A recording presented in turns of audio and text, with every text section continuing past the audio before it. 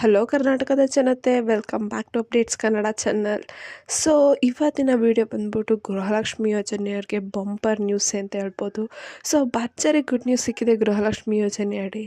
ಏನಪ್ಪ ಆ good news ಅಂತ ಈ ವಿಡಿಯೋದಲ್ಲಿ ತಿಳಿಸ್ಕೊಡ್ತೀನಿ. ಹಾಗೆ ಪೆಂಡಿಂಗ್ ಇರುವ ಹಣನೂ ಕೂಡ ರಿಲೀಸ್ ಮಾಡ್ತಾ ಇದ್ದಾರೆ. ಸೊ ಪೆಂಡಿಂಗ್ ಹಣನ ಪಡ್ಕೋಬೇಕಂದ್ರೆ ಏನೇನೆಲ್ಲ ಕೆಲಸ ಮಾಡಬೇಕು, ಸೊ ಪೆಂಡಿಂಗ್ ಹಣನ ಪಡ್ಕೊಳೋಕ್ಕೆ ಸರ್ಕಾರ ಒಂದು ಹೊಸ ರೂಲ್ಸನ್ನು ತಂದಿದೆ. ಏನಪ್ಪ ಹೊಸ ರೂಲ್ಸ್ ಅಂತಲೂ ತಿಳಿಸ್ಕೊಡ್ತೀನಿ ಈ ವಿಡಿಯೋದಲ್ಲಿ. ಸೊ ಎಲ್ಲೂ ಸ್ಕಿಪ್ ಮಾಡೋಕ್ಕೆ ಹೋಗಬೇಡಿ ವಿಡಿಯೋನ.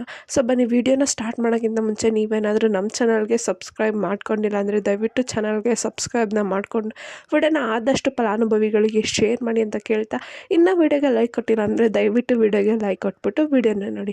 ಸೊ ಹೌದು, ಏನು ಗೃಹಲಕ್ಷ್ಮಿ ಯೋಜನೆ ಜಾರಿಗೆ ಬಂದು 10ನೇ ಕಂತಿನ ಹಣನ ರಿಲೀಸ್ ಮಾಡಿದ್ದಾರೆ. ಬರೋಬ್ಬರಿ 20,000 ಜನರು ಪಡ್ಕೊಂಡಿದ್ರು.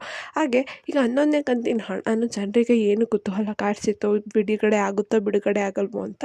ಸೊ ಅದೇ ಹಿನ್ನೆಲೆಯಲ್ಲಿ 11ನೇ ಕಂತಿನ ಹಣನೂ ಕೂಡ ಬಿಡುಗಡೆ ಮಾಡಿದ್ದಾರೆ.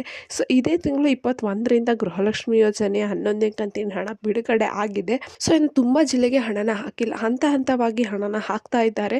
ಸೊ ನಿಮ್ಮ ಜಿಲ್ಲೆಗೆ ಬಂದಿಲ್ಲ ಅಂದರೆ ವರಿ ಮಾಡ್ಕೊಳೋದು ಬೇಡ, ಹಂತ ಹಂತವಾಗಿ ನಿಮ್ಮ ಜಿಲ್ಲೆಗೆ ಬಿಡ್ತಾರೆ. ನಾನು ಫಸ್ಟು ಮೊದಲನೇ ಹಂತದಲ್ಲಿ ಯಾವ ಜಿಲ್ಲೆಗೆ ಬರುತ್ತೆ ಅಂದ್ಬಿಟ್ಟು ಕೊನೆ ವಿಡಿಯೋದಲ್ಲಿ ತಿಳಿಸ್ಕೊಟ್ಟಿದ್ದೀನಿ. ಸೊ ನಿಮ್ಮ ಜಿಲ್ಲೆ ಇದೆಯೋ ಅಲ್ವೋ ಅಂತ ತಿಳ್ಕೊಬೇಕಂದ್ರೆ ಆ ವಿಡಿಯೋನ ಮಿಸ್ ಮಾಡ್ದಂಗೆ ನೋಡಿ. ಸೊ ವಿಡಿಯೋ ಲಿಂಕನ್ನು ನಾವು ಕಮೆಂಟ್ ಬಾಕ್ಸಲ್ಲಿ ಹಾಕಿರ್ತೀವಿ. ಸೊ ಹಾಗೆ ಏನಪ್ಪ ಭರ್ಜರಿ ಗುಡ್ ನ್ಯೂಸು ಗೃಹಲಕ್ಷ್ಮಿ ಯೋಜನೆ ಅಡಿಯಲ್ಲಿ ಅಂದರೆ, ಸೊ ಇದೇ ಭರ್ಜರಿ ಗುಡ್ ನ್ಯೂಸು. 11ನೇ ಕಂತಿನ ಹಣ ಏನು ರಿಲೀಸ್ ಆಗಲ್ಲ ಅಂದ್ಕೊಂಡಿದ್ರು. ಸೊ ಅಂಥವ್ರಿಗೆ ಏನು ಲಕ್ಷ್ಮೀ ಹೆಬ್ಬಾಳ್ಕರ್ ಅವರು ಹೇಳಿದ್ದಾರೆ ಅಂದರೆ, ನಾವು ಯಾವ ಗೃಹಲಕ್ಷ್ಮಿ ಯೋಜನೆನೂ ನಿಲ್ಲಿಸಲ್ಲ, ಗೃಹಲಕ್ಷ್ಮಿ ಯೋಜನೆ ಕಂಟಿನ್ಯೂ ಆಗ್ತಾ ಹೋಗುತ್ತೆ.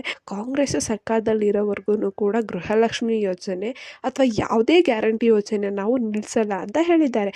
ಸೊ ಇದೊಂದು ಭರ್ಜರಿ ಗುಡ್ ನ್ಯೂಸು 11ನೇ ಕಂತಿನ ಹಣಕ್ಕೋಸ್ಕರ ಕಾಯ್ತಿದ್ದ ಮಹಿಳೆಯರಿಗೆಲ್ಲ. ಈಗ ಪೆಂಡಿಂಗ್ ಹಣದ ವಿಚಾರಕ್ಕೆ ಬರೋದಾದರೆ, ಒಂದು ಮೇಯ್ನ್ ರೂಲ್ಸ್ ಏನಪ್ಪ ಅಂದರೆ ಪೆಂಡಿಂಗ್ ಹಣದ್ದು, ಸೊ ನಿಮ್ಮ ಖಾತೆಗೆ KYC ಆಗಿರಬೇಕು, NPCI ಮ್ಯಾಪಿಂಗ್ ಆಗಿರಬೇಕು, ನಿಮ್ಮ ಬ್ಯಾಂಕ್ ಅಕೌಂಟ್ ಆ್ಯಕ್ಟಿವ್ ಇರಬೇಕು. ಸೊ ಇಷ್ಟು ಪರಿಶೀಲನೆ ಮಾಡಿಕೊಂಡಷ್ಟೇ ನಿಮಗೆ ಪೆಂಡಿಂಗ್ ಹಣನ ರಿಲೀಸ್ ಮಾಡ್ತಾರೆ.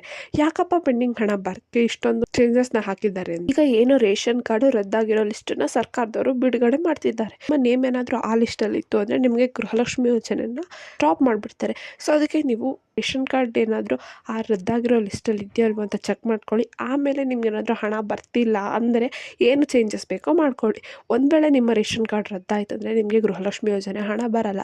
ಸೊ ರದ್ದಾಗಿರೋ ರೇಷನ್ ಕಾರ್ಡ್ ಏನಾದರೂ ನಿಮಗೆ ಮಿಸ್ಸಾಗಿ ರದ್ದಾಗಿತ್ತು ಅಂದರೆ ಅದನ್ನು ಸರಿ ಮಾಡಿಸ್ಕೊಂಡು ಆಮೇಲೆ ಗೃಹಲಕ್ಷ್ಮಿ ಯೋಜನೆ ಹಣ ಬರುತ್ತೆ ನಿಮಗೆ. ಸೊ ಇಲ್ಲ ಅಂದರೆ ಗೃಹಲಕ್ಷ್ಮಿ ಯೋಜನೆ ಹಣ ನಿಮಗೆ ಬರಲ್ಲ. ಸೊ ಈ ಮಾಹಿತಿ ನಿಮಗೆ ಇಷ್ಟ ಆಯಿತು ಅಂದ್ಕೊತೀನಿ. ಇಷ್ಟ ಆದರೆ ದಯವಿಟ್ಟು ಚಾನಲ್ಗೆ ಸಬ್ಸ್ಕ್ರೈಬ್ನ ಮಾಡ್ಕೊಂಡು ವಿಡಿಯೋನ ಎಲ್ಲರಿಗೂ ಶೇರ್ ಮಾಡಿ ಅಂತ ಕೇಳ್ತಾ, ಇದೇ ರೀತಿ ಸಪೋರ್ಟ್ ಮಾಡಿ ನಮಗೆ.